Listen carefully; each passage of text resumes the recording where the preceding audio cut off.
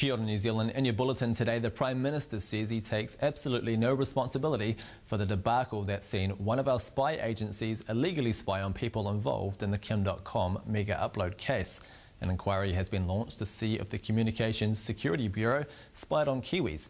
John Key says it's the only case he knows of where the Bureau has acted unlawfully.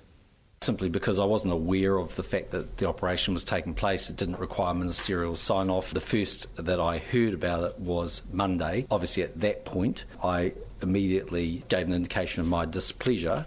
Bill English says he knew about the involvement of the government spy agency in the Kim.com case long before John Key knew. Mr English signed off on what was effectively a suppression order for the GCSB and didn't think he needed to tell John Key about it. I was signing as acting Prime Minister and I didn't think I needed to inform the Prime Minister about that because there's a whole process run by the police and the intelligence authorities around it. And New Zealand First Leader Winston Peters has sat on Parliament's Security Committee in the past and says there are good reasons for why our agencies are needed. We've got to know that they are doing their job properly, and that's where the Prime Minister's position and his oversight and that of senior ministers is critically important. Both the Prime Minister and the Foreign Minister must know these things are going on, and if they don't, then there's something seriously wrong. A mining expert believes the mothballing of the Spring Creek mine doesn't spell the end of the country's coal mining potential. Hundreds of miners are now looking for new jobs as Solid Energy halts operations at its West Coast mine. Chris Baker from the Coal Association says mines are expensive, but other underground mines are still profitable, and he believes coal can be produced at a good price. And anti-mining protesters have been accused of playing with people's livelihoods by continuing to oppose a new mine development on the West Coast. Economic Development Minister Stephen Joyce wants people opposing the new escarpment mine near Westport to stop their court action. He says 225 jobs could be created, which would help jobless miners and the West Coast community. So I'm just making the point that actually if the appellant said no, we've accepted that actually we've probably got a pretty reasonable deal for it, then we can actually get some people employed on the coast right now. Mr Joyce is calling the Greens, Labor and the EPMU to support the idea.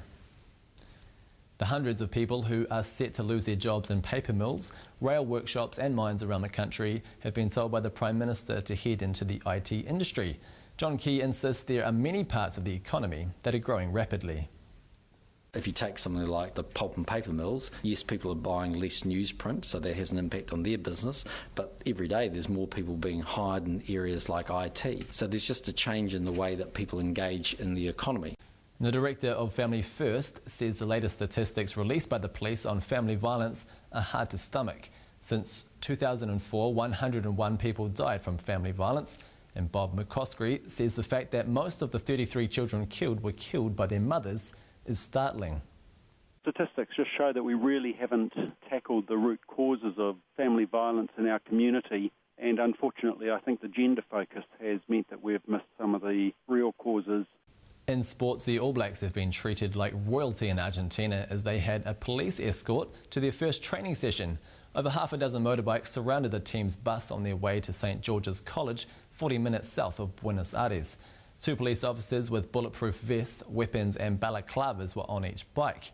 The school students at St George's College were excited to see the men in black, with around 180 people there to watch them train. And the head of Canterbury Earthquake Recovery Authority says he's unsure whether he'll take part in tomorrow's shakeout drill. Almost 2,000 schools and nearly as many businesses will join the government-organised nationwide event, which will highlight what to do if a quake strikes. SERA Chief Executive Roger Sutton is questioning the need for the drill on its own.